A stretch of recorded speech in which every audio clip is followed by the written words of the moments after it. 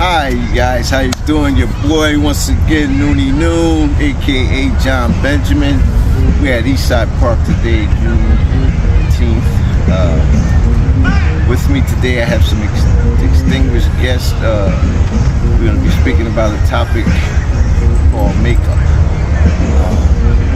So without further ado, I'm going to have these folks introduce yourselves. So behind me, Joanna, Sharon, Yvette. Okay, we're going to start with my little opening. The reason I wanted to mention this topic is because I'm on YouTube a lot, and a brother texted me concerning his daughter. She's 17, and she was being indirectly bullied by her peer group in terms of not wearing makeup. So she wanted some encouragement as far as, her life to continue living out what her values should be and not putting gobs of makeup on and lipstick to be accepted by society. So I just wanted to tell her she's don't have to worry about that. She's really carrying out her natural queen values in terms of her nationality, in terms of history. Because lipstick was first introduced in 1600 by Egyptians, and that was just on certain occasions, Then the 1700s was banned in Europe and the United States because it was a seductive thing to prostitute women to show their worth for men. So it was banned. It wasn't even allowed. Couldn't even put red lipstick on. Now today, in moderation, some women wear lipstick, which I don't have an issue with, but just to address that young lady's concerns, me as a black man in America, and I'm sure there's a lot of folks like myself, we want to see the real you. I mean, in certain occasions you can wear with these outlandish eyelashes that you purchase, these wigs that you purchase, and the gobs of makeup. Your natural skin tone is already beautiful without makeup. We want to see that. That's just our opinion. But again, we don't knock what you do. But I just wanted to enlighten that young lady. Without further ado, let these women go in order in terms of how they feel about the subject.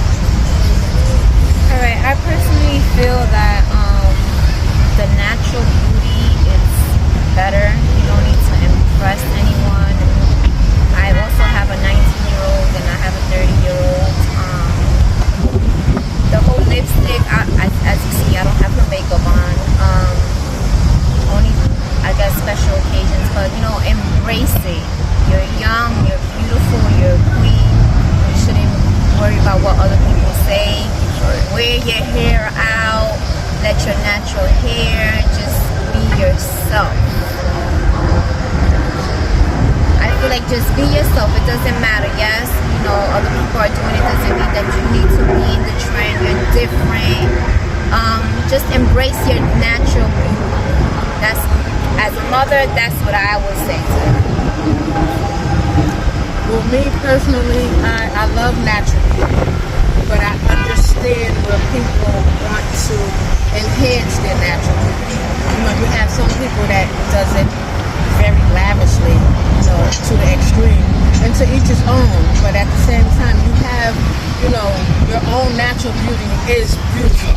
You can do a little enhancement, but I personally believe it doesn't take much. You know what I'm saying? Right. Your beauty is not in the way you look. It's in your personality and how you treat people and everything. So it doesn't mean that you have to put on all of this makeup and look all lavishly just to be a good person. You know what I'm saying? Your beauty comes from within. And, I wear a little makeup here and there, but my natural beauty is just as beautiful as when I wear my own makeup. So, like she said, embrace your natural beauty. Yes. don't let people make you feel like because you're not wearing makeup that you're an outcast. No, you're not an outcast. You're being who you are and who you're comfortable in being. So, let them say what they want to say, and you just keep being you, being beautiful, being natural. And I think, that is a better decision. Thank you, sis. That's why I always say you. Thank you.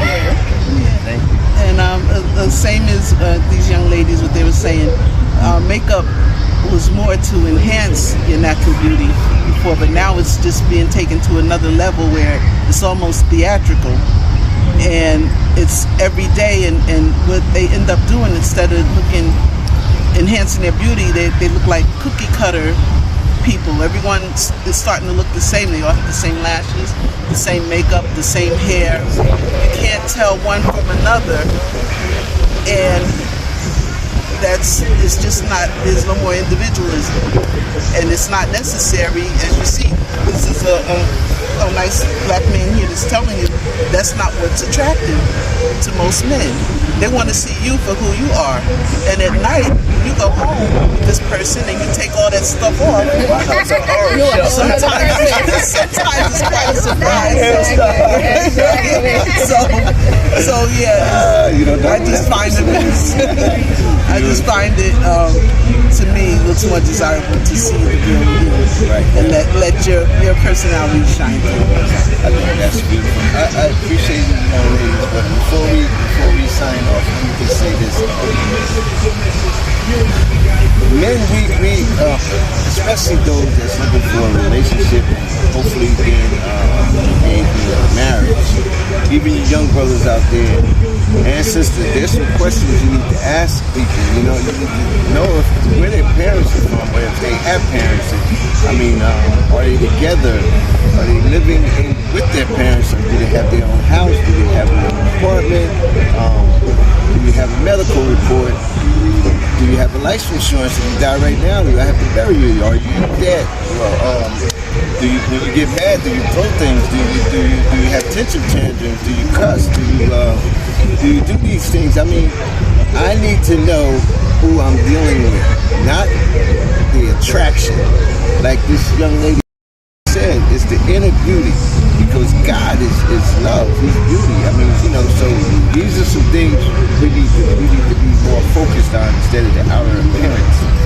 Also, I need to know if you got a car. I need to know if you got to put gas in your car.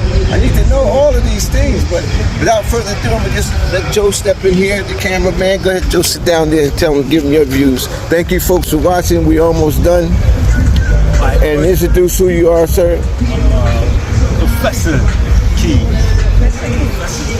Professor of Sociology, so that's why it's relevant to this. And what your name again?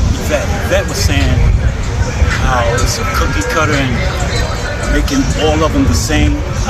They're sociological theorists who explain those theories, and that's what they do in capitalism. They call it the word is not coming to me, but what it means is they're making everybody the same, giving us all the same interests, and so we'll buy the product, and then so it's making the products the same and making all the people the same. So that's to piggyback on what she was saying there. And then what I was explaining to you earlier, another sociological theory said with the makeup and other added symbols like that they're used as a need for acceptance. A need for acceptance from others, to get acceptance from others, and that's what she was talking about. The girl, well, she was talking about the girls feeling pressure from society, and then there's also a need for acceptance for themselves if they buy into it. And speaking on that, I have one of the assignments I have for my students is on colorism, right? So